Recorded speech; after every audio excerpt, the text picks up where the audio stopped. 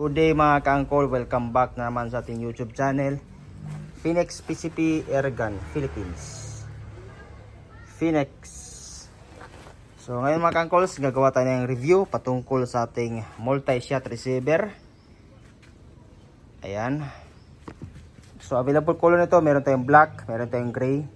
Itong receiver ito is pang wood stock. Tapos meron tayong, pwede siyang gawing tactical. Meron din tayong pang receiver mismo nito na naka-tactical na siya. Ito kasi pina-customize natin ng tactical chassis. Mas maganda siya tingnan, mas maangas.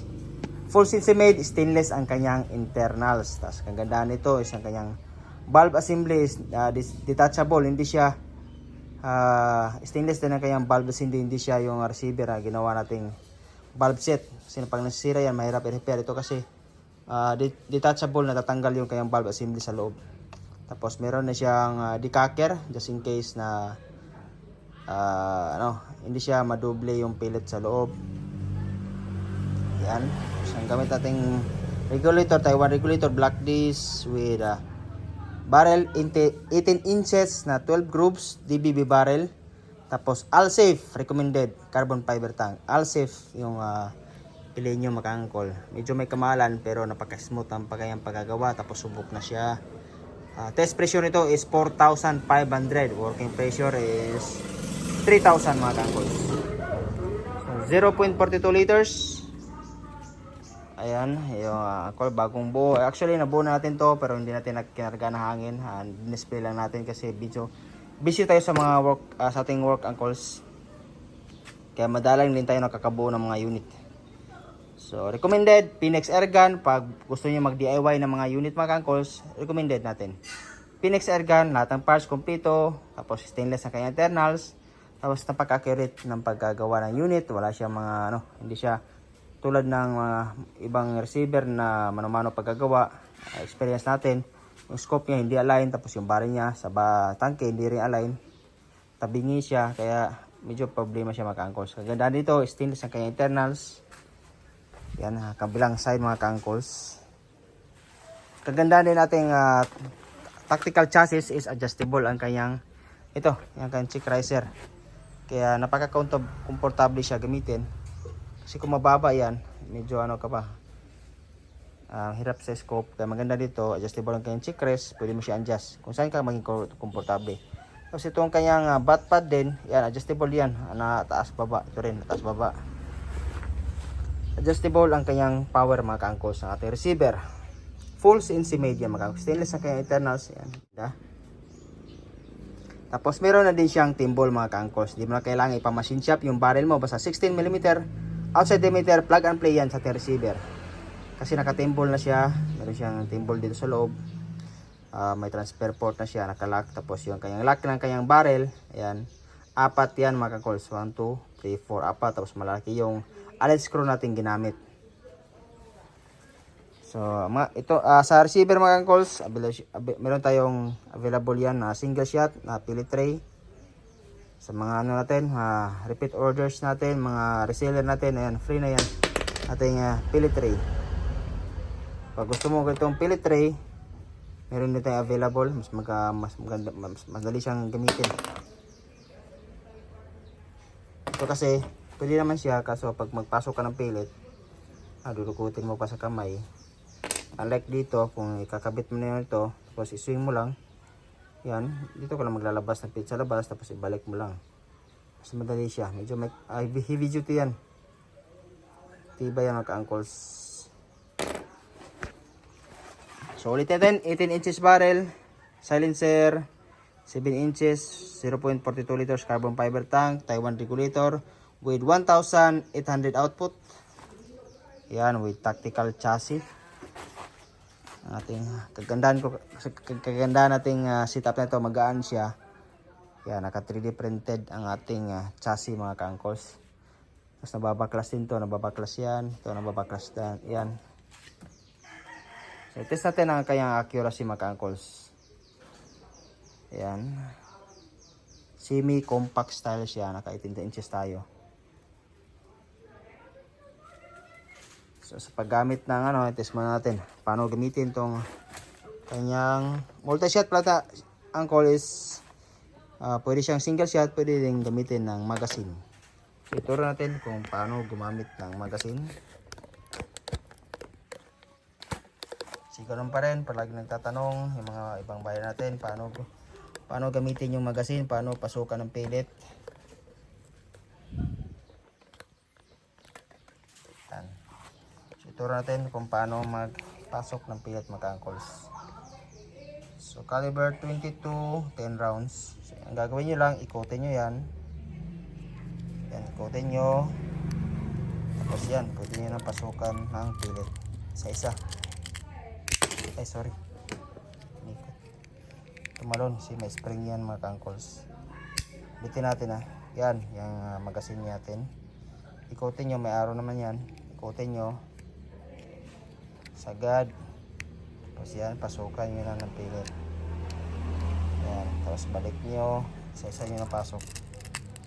So sa mga hindi pa pala nakapag-subscribe mga ka-uncles, please subscribe na lang po sa ating YouTube channel para maging updated kayo sa mga bagong videos na gagawin natin.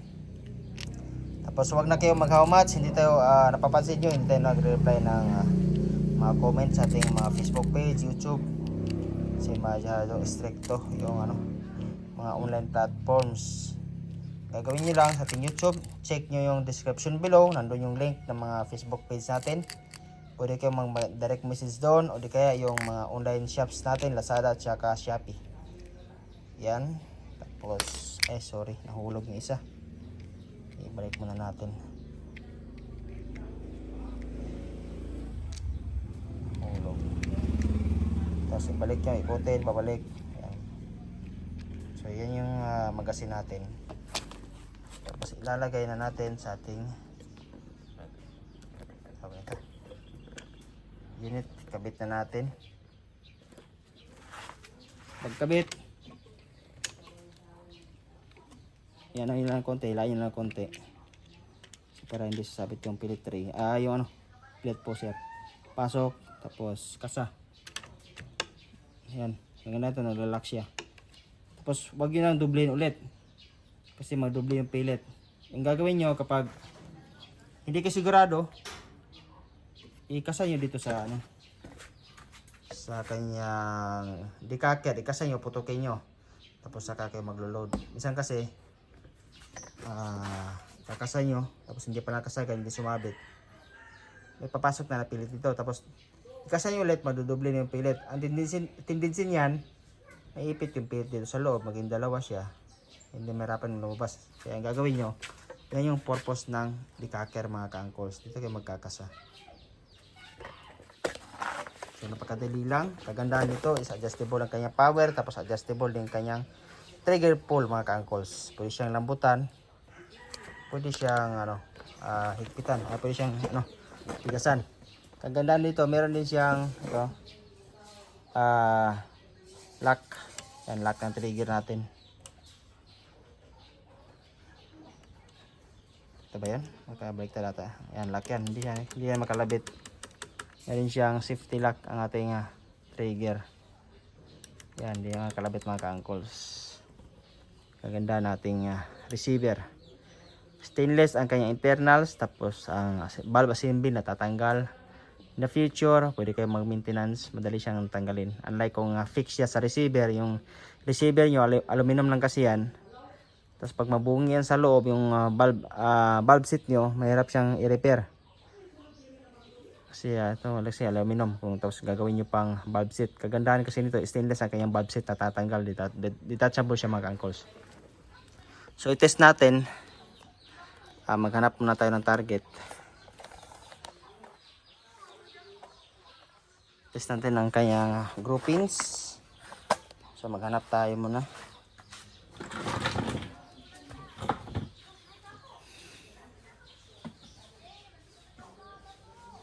Gawa muna tayo butas mga ka-uncles.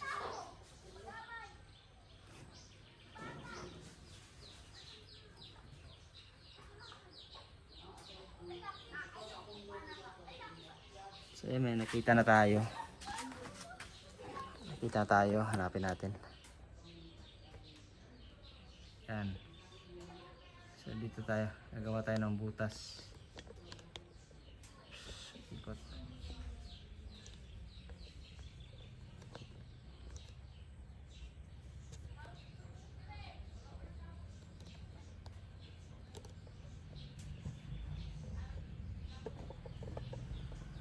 So gagawa tayo ng unang butas, check natin. Kaya ang groupings. Tapos yung hindi tayo nakagato mga cause, nakapatong lang tayo sa ating bench rest. So gawa muna tayo ng unang butas.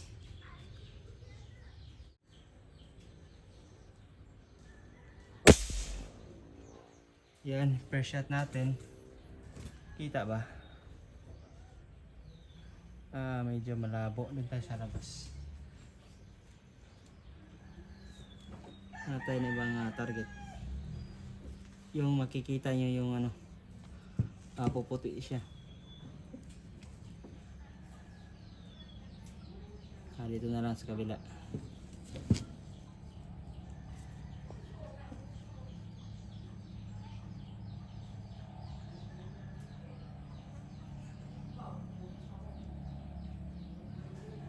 Iba tayo kasi medyo malabo siya.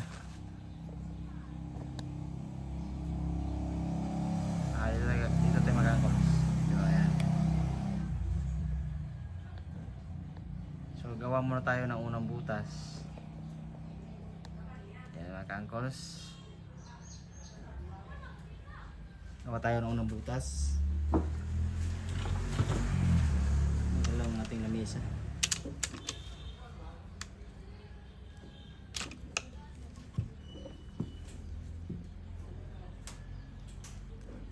So first shot muna tayo.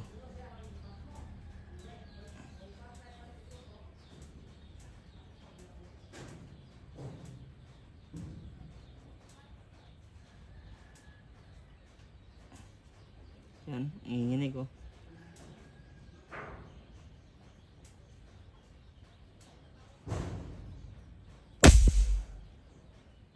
Galaw.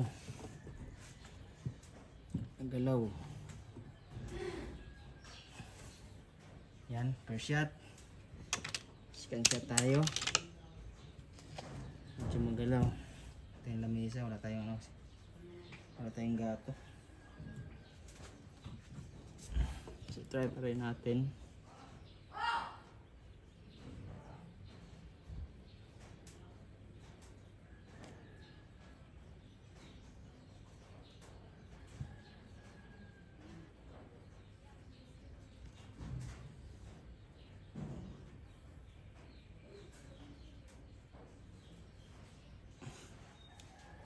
Mga galaw.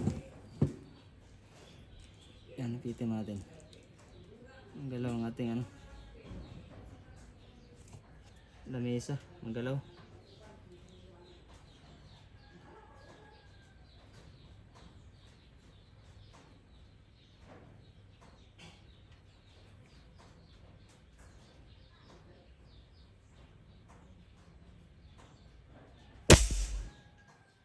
Yan, dikit-dikit lang yung target.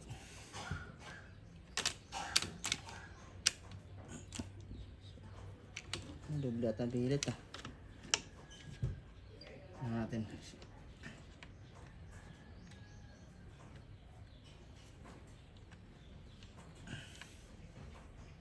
Nakalak pala, sorry. Yan pala, kalak.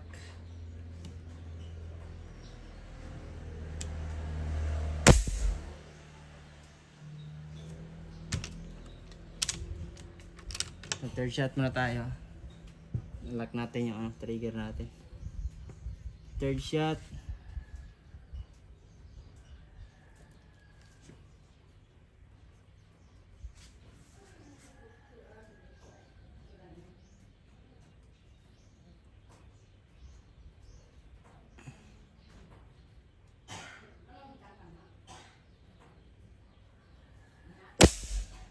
Yan, dikit-dikit lang siya.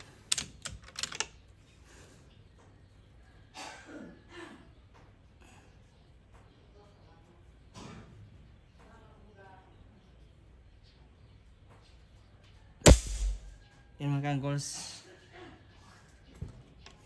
Ganda ng kanyang groupings. Nakaano tayo mga kangkos, nakamagasin.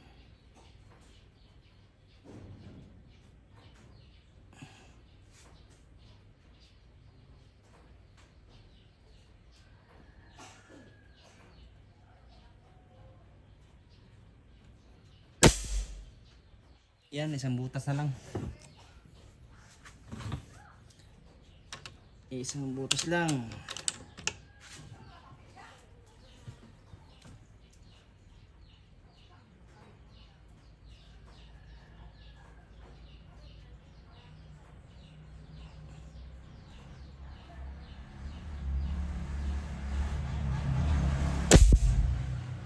Tayo mga uncles, isang butas lang.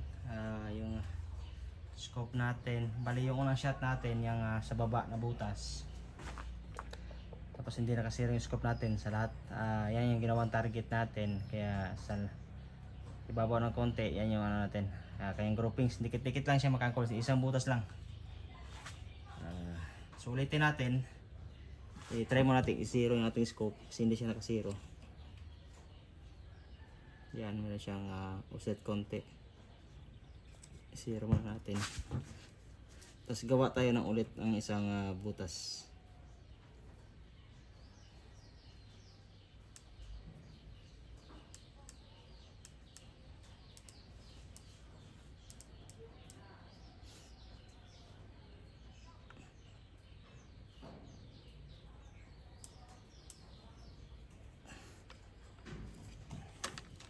Try mo natin kung kasiro na.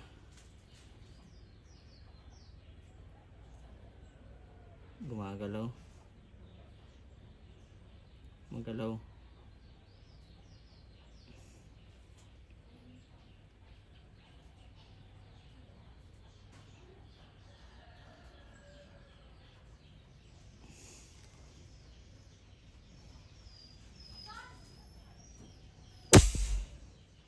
Yan, nakasiro na. So gawa muna tayo ng ulit na isang butas sa kabila.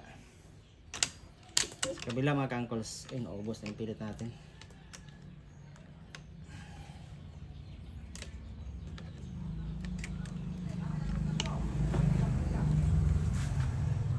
Yan, nagawa tayo ulit ng butas. Yan tayo. Gamot tayo ulit ng pilit. So ganun pa rin, kutin nyo, tapos pasukan nyo ng pilit.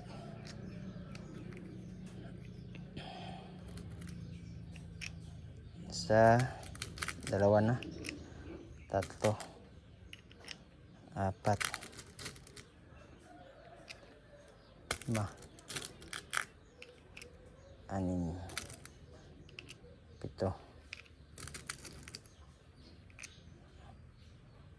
walo, siyam, sampo. Yan. Tapos lagay nyo na sa ating unit. Napakadali lang.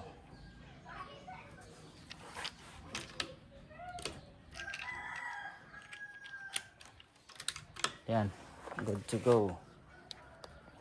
Sa cellphone baka malaglag.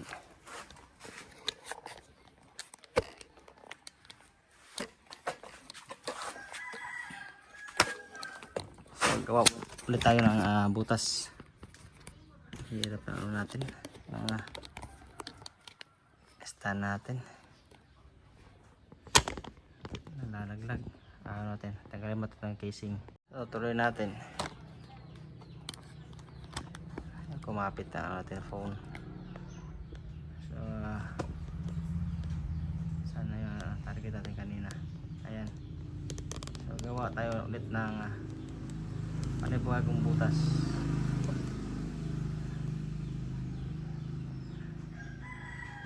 Yan tayo sa baba. Yung hangin natin medyo mababa na.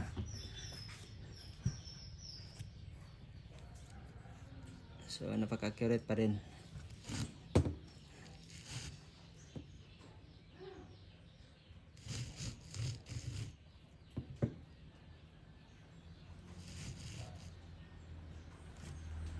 Pa rin tayo sa taas. Yan, sa tabi niyan gawa tayo ng ayan, gawa tayo ng panibagong butas.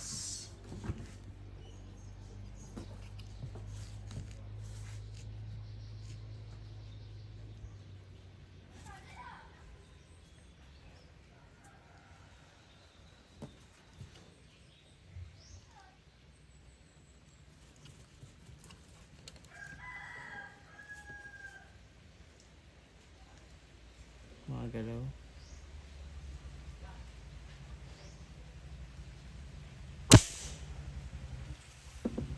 Mga kangkos, yung target natin gumagalaw. So, try pa rin natin.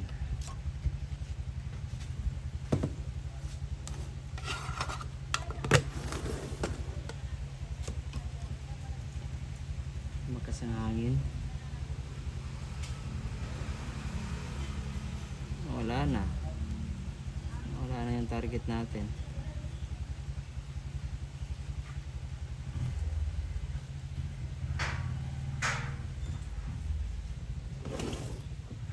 Yan.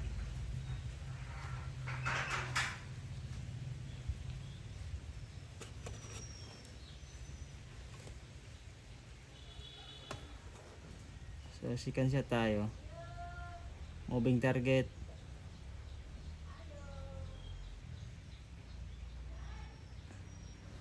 Wala kasing galaw.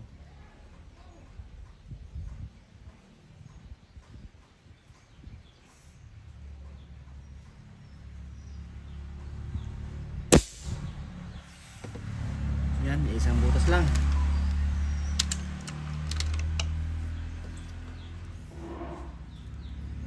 Ganda, tumama ng ating unit mga kangkos. Multi-shot Phoenix, multi-shot side lever.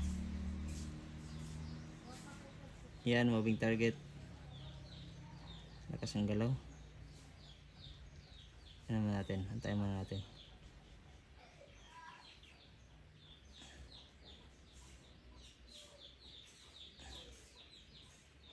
Gumagalaw mga kangkos.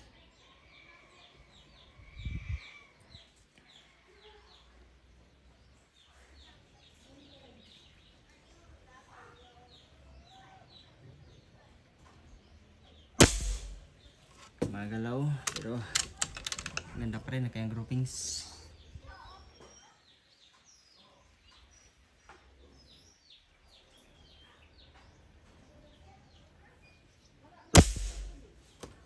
Yan.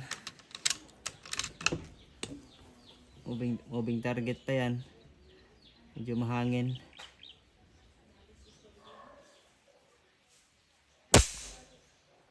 Mga kangkos.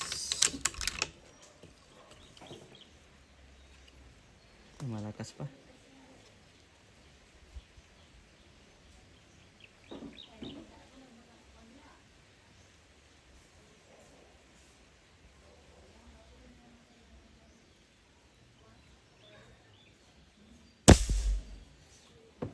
Okay, ganda. Gumagalaw yung target natin.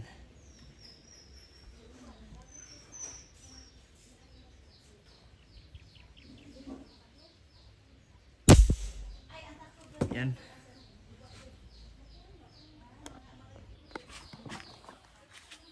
Yung mga ka-angkles ang ating unit. Phoenix tactical Phoenix multi-shot with a tactical kit. So sa mga hindi pa pala nakapag-subscribe, please subscribe na lang at pag-click yung notification bell para maging updated kayo sa mga bagong videos natin. So ito rin available lang ating bench rest. Yan yung lamisa natin. Magalaw yan.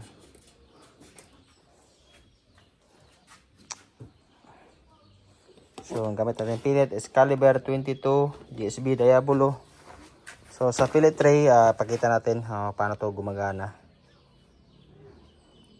Maganda to.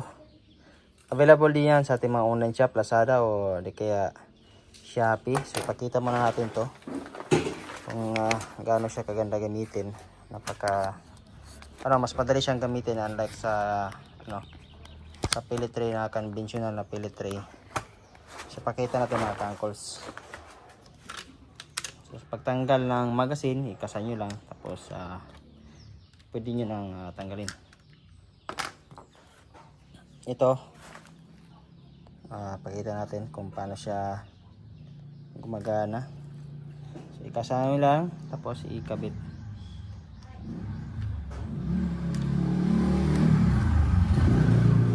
Ayan, focus natin.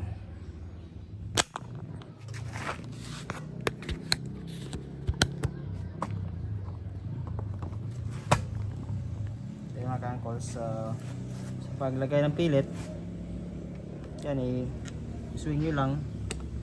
Pagka swing nyo,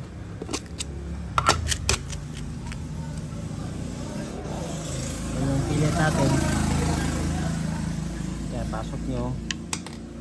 Medyo maluwag, pasok nyo, tapos ibalik yan, tapos balik ka sa ito, hindi siya kasintro. Wait lang.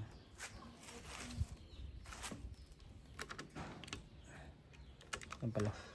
Kasintro. Yan. Putok. So, ganun ulit. Kasa. Tapos, yun nyo lang. Pasok pilit. Mas madali siyang gamitin sa dito. Ito kasi, ilaglag mo dyan. Pakita natin mamaya. Ito kasi pasok nyo lang pilit, tapos balik nyo ulit. Yan, kasa na. Yun yung swing type na pilit tray. Tapos try natin itong isa.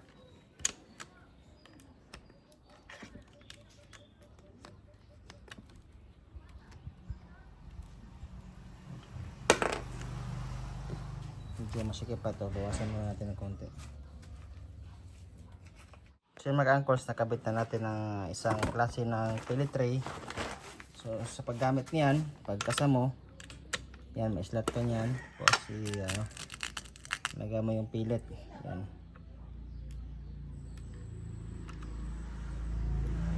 Yan.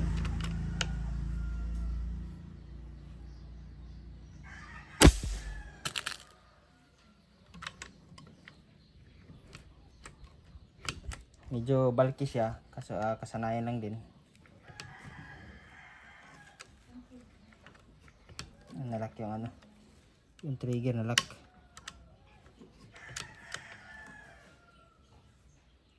Sanay ka rin mga ka-uncles. So ito yung previous natin na pilit tray sa ating unit.